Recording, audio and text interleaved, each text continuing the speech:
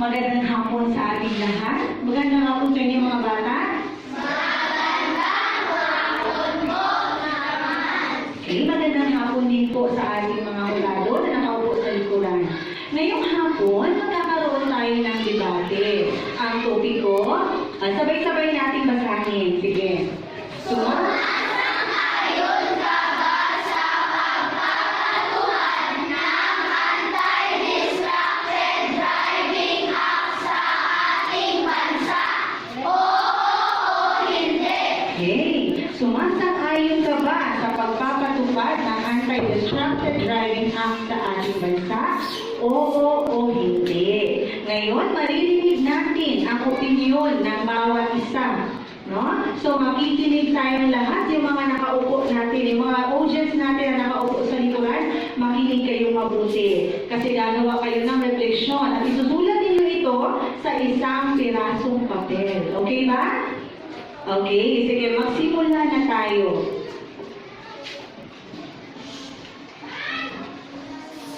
Maraming salamat, Teacher Marian. Sa pagkakataong ito, ipakikilala ko sa inyo ang tagapamagitan ng debate ito. Siya si Sheena at Sarmiento.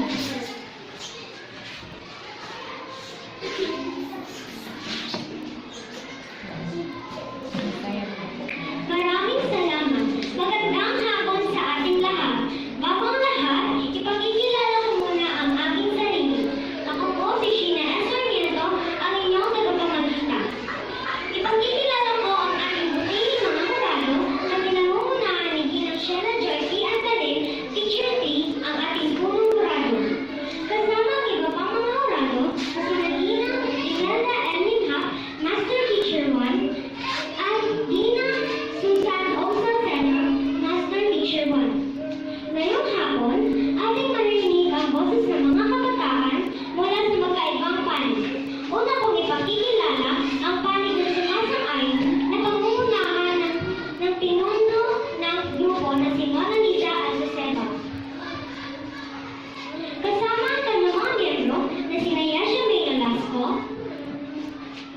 Nico Shira Aldame, Kyla Mika, Leslie Gatti Pasqua, at Irene Claire Visorio. Sa panig naman ng hindi sumasang-ayon ay pinangungunahan ni Shantia Pauline Dulduco ang pinuno ng grupo. Kasama ang kanyang mga miyembro na sina John Benedict Sandara, Chloe Lumag, Mia Salbalunes, Adrian James Cardines, at Jared Ampo. Ang bawat panig ay may nakatalagang talatala ng oras. Sa panig ng sumasang-ayon ay si Tricia Shekban, at sa panig ng di sumasang-ayon ay si Daniela Asipo. Tandaan na meron na akong 1 minutong bawat isa upang ihayag ang kanyang panig.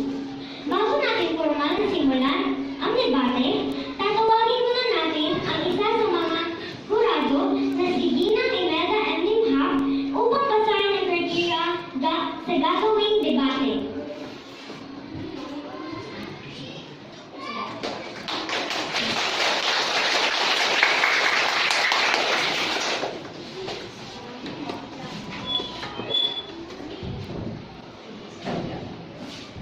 Okay, magandang hapon sa lahat.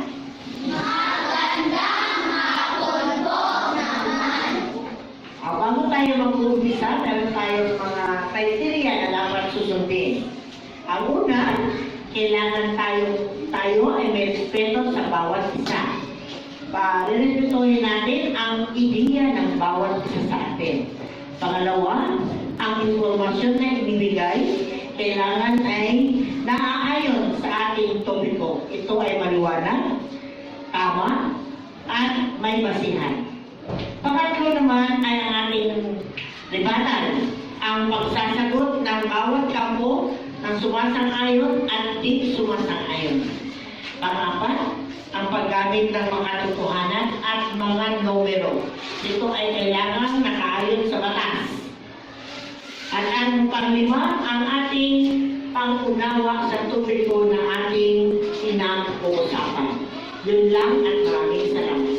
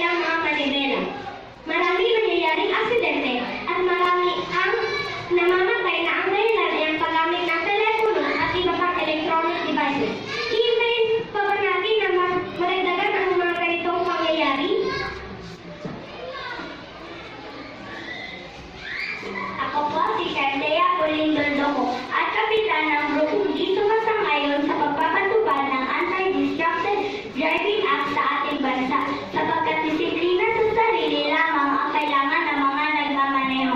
Hindi kailangan magkaroon ng batas na yan para lamang makaiwas sa anumang aksidente. Sapagkat ang disiplina ay dapat na itinuturo sa bawat isa sa tahanan at paaralan. Kung ikaw ay nagmamaneho at halimbawa may biglang tumawag sa iyo dahil may masamang nangyari sa iyong pamilya sa bahay at dahil sa batas na ito hindi mo sasagutin ang telepono, huli na nang malaman mong wala na ang pamilya mo. Napakasakit iyon, tama ba? Sumasang-ayon ako sa pagpapatupad ng Anti-Distracted Driving Act sa ating bansa sapagkat malaki ang maitutulong nito upang maiwasan natin ang aksidente sa ating sa kalsada. Kung may tumatawag man sa iyo, emergency man o hindi, pwede ka namang huminto sa gilid ng daan at sagutin ang tumatawag sa iyo. Sa ganung paraan, hindi malalagay ang buhay mo sa kapahamakan. Hindi ako sumasang-ayon sa pagpapatupad ng ADA. Oo, pwede kang tumabi upang sagutin ang iyong telepono, pero kung kakahaling na sa gitna ka ng traffic at may biglang tumawag sa iyo dahil ang anak mo ay aksidenteng nabusga ng sasakyan, paano mo itatabi ang iyong sasakyan kung nasa gitna ka ng traffic? Itatabi mo pa ba ang sasakyan mo para lamang masagot ang iyong telepono? Tandaan natin, walang pinipiling oras at lugar ang emergency.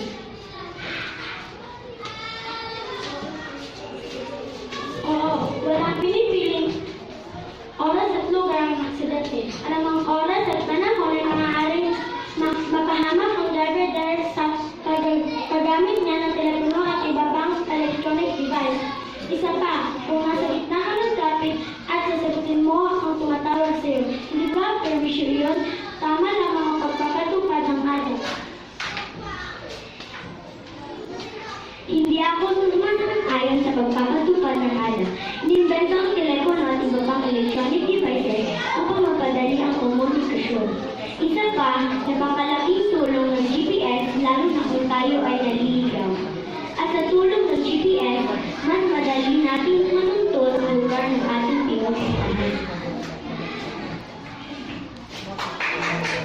Tama, ang GPS ay makakatutulong upang matuntunan ang lugar na gusto nating puntahan, lalo pat ang lugar na ating pupuntahan ay hindi pamilyar. Pero may tamang paraan ang paggamit ng GPS. Pwede mo naman iset ang GPS ng iyong cellphone bago ka magmaneho. Tama ba?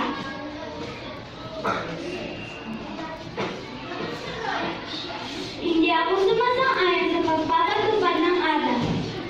Tama po na maaari nating iset ang GPS na yan bago patakbuhin ang sasakyan pero may mga pagkakataong kailangan mong tumingin sa iyong cellphone.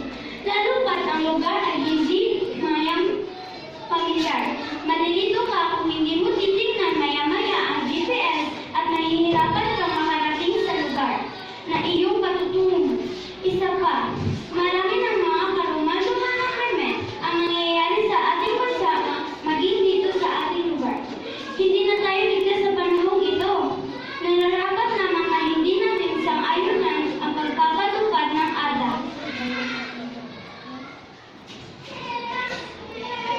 Ako ay sumasang-ayon sa pagpapatupad ng ADA. Totoong hindi na tayo ligtas kahit saan na tayo magpunta. Maaari tayong mapahamak kulit hindi ito sapat na dahilan upang hindi tayo sumang-ayon sa batas. Ang kailangan natin ay iba yung pag-iingat at pagiging mapagmatyag sa mga nangyayari sa paligid. Kung sakaling may tumatawag sa iyo at iyong sasagutin, maaari kang mabangga at mamatay. Hindi ba mapahamakan din yun? Tama po ba? Kung sakaling may tumatawag sa iyo habang nagmamaneho ka ng sasakyan, pwede mo namang hinaan ang iyong sasakyan upang masagot mo ang telepono mo nang sa ganon hindi ka nadidisgrasya. Disiplina lamang sa sarili ang kailangan at presence of mind. Ito na ang tamang oras para magkaroon tayo ng batas na ala. Tangalan ako na hindi dapat gumamit ng telepono at iba pang electronic devices. Marami sa mga driver ang gumagamit ito habang nagmamaneho. May mga naglalagay pa ng TV sa loob ng sasakyan upang hindi mabagot ang mga pasahero na hindi naman maganda ang idudulot ito sa driver. Halimbawa, kung ang mga palabas ay nakakatakot, nakakatawa, o nakakagulat, ito ay magdudulot ng ingay at dahil dyan mawawalan ng konsentrasyon ng driver sa pagmamaneho. Kaya nararapat lamang na hindi patupad ang batas ay may patupad ang batas na ako ay hindi sumasang-ayon sa pagpapatupad ng ala. Bago pa humawak ng manibela ang driver, alam na niya ang kanyang tungkol na ihatid na ligtas ang kanyang mga pasahero. Ang telebisyon ay hindi para sa kanya, kundi para sa kanyang mga pasahero. Nang sa ganun ay hindi sila mabagot sa biyahe. Ang pagbabawal ng paggamit ng telepono at iba pang electronic devices ay hindi solusyon para maiwasan naman ang anumang disgrasya. Hindi ibig sabihin na kapag hindi ka gumamit ng telepono at iba pang electronic devices ay hindi ka na nadidisgrasya. Marami dyan ang nadidisgrasya na hindi gumagamit ito. Kaya ang kailangan sa tao, sa ating lahat, ay disiplina sa sarili.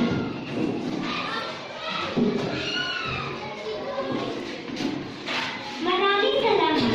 Bawat isa ay may kanya-kanyang pananaw tungkol sa kulturang si Gina, Sheila, John, P. Andalit, Teacher T.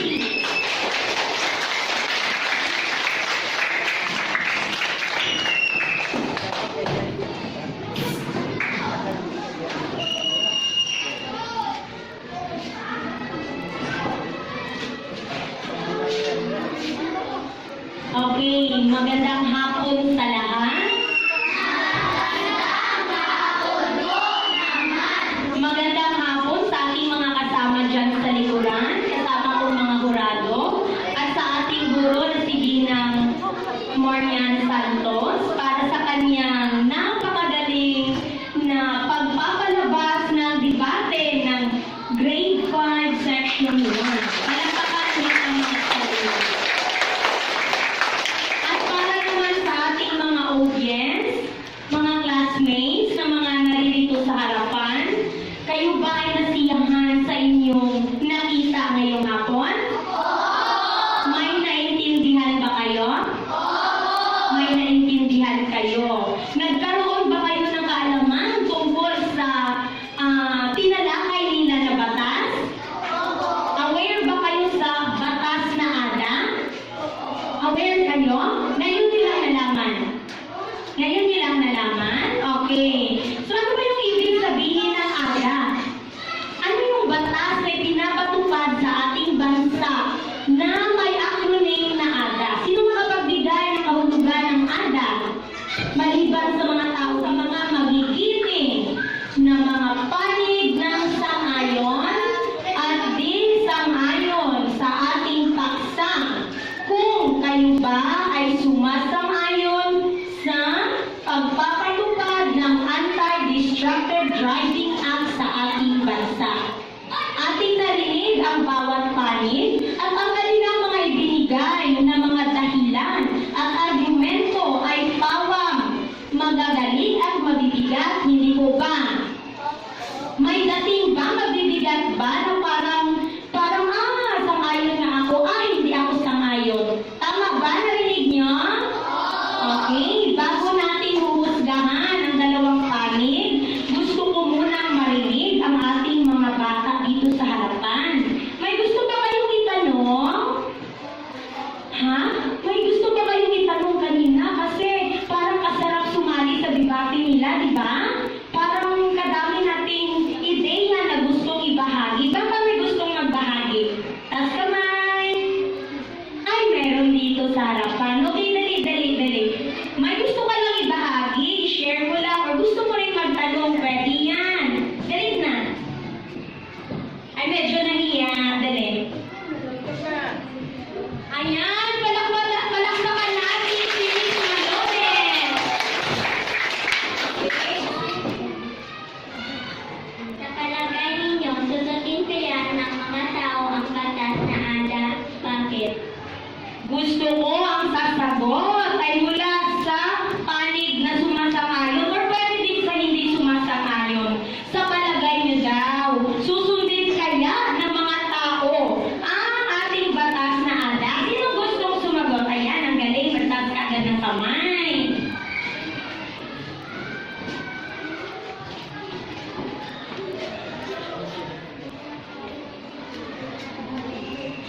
Sa palagay mo daw, ay susundin kaya ng mga tao ang batas na ada?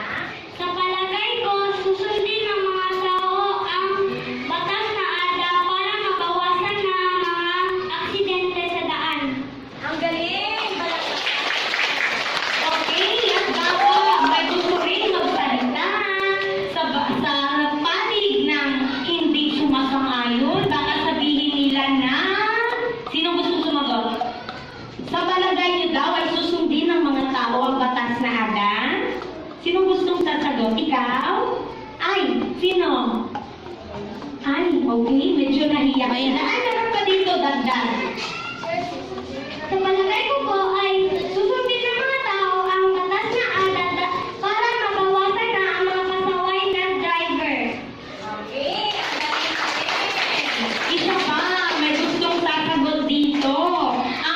Pinuno ng grupong di sumasang-ayon.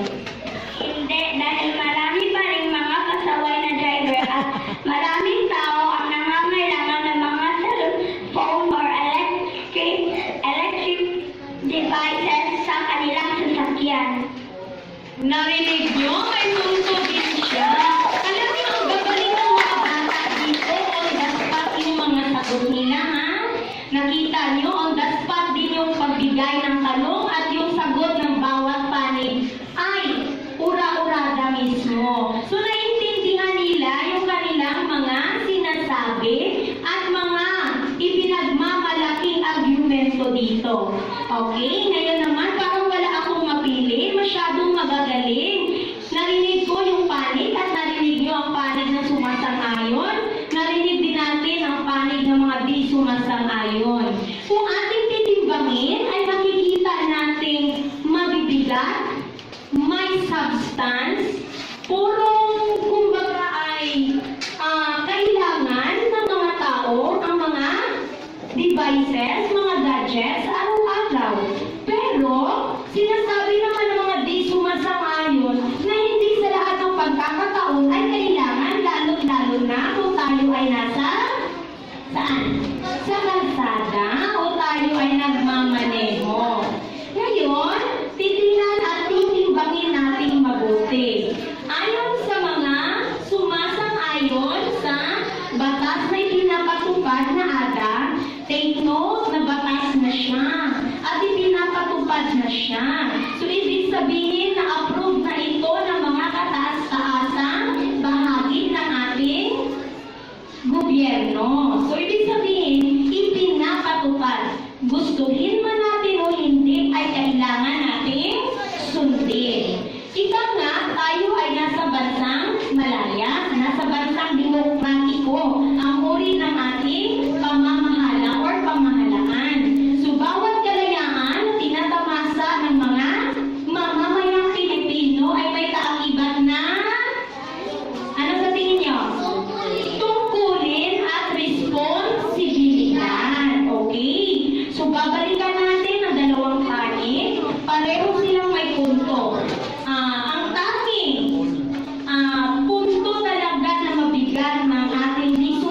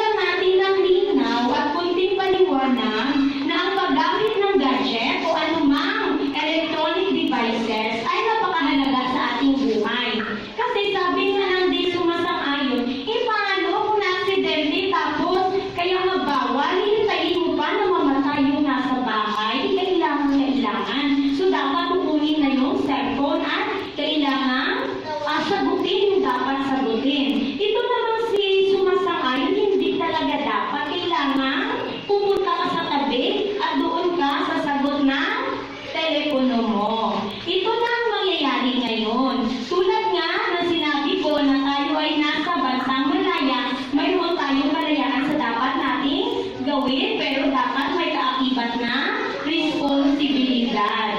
So, pwede mo sundin ang batas na iniisip mo ang kapakanan ng iyong kapwa-tao. Kumbaga, kailangan mo lang ng presence of mind. Kailangan sa lahat ng pagkakataon ay listo ka. Okay? At makapag-isip ka ng tamang paraan sa mga suliranin o sa anumang mga sinasabi nating mga urgent na bagay na kailangan ng mga devices, electronic devices upang tayo ay makapag-response kaagad. Okay, so ngayon, sino kaya ang nanalo sa ating dalawang panig sa tingin nyo, mga audience? Sa inyong palagay, narinig yung panig nila? Okay, titingnan natin ngayon. Sige, itaas nyo kung sino sa tingin nyo ang panalo. Kung yung sumasang-ayon o yung di sumasang-ayon. Titingnan natin. Okay? Bibilangin natin, Teacher Marian. Ayon sa inyong pagkaintindi at yung laman ng puso nyo, ha? 21 ang sumasangayon. Tingnan naman natin ito dito. Aba, bariyo-bariyo ko. Meron din dito. O, ayusin kasi bibilangin ni Teacher. Ha? Ay, 15. So, mayroon tayo 21 para sa sumasangayon at 15 para sa di sumasangayon. Sinong nanalo? Okay. Ayon sa mga kasama nating mga audience, mga bulilit na talagang nakinig dito sa harapan, para sa kanila, ang mas kailangang manaig ay ipapatupad, sundin natin ang batas sa, ano batas yun? Sabay-sabay.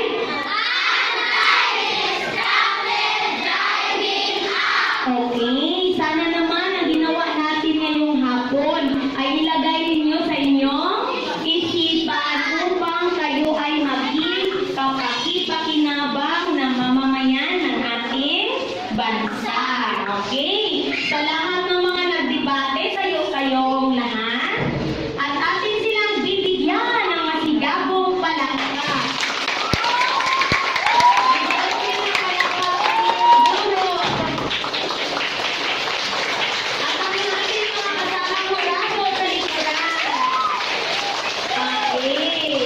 Mag-iupo.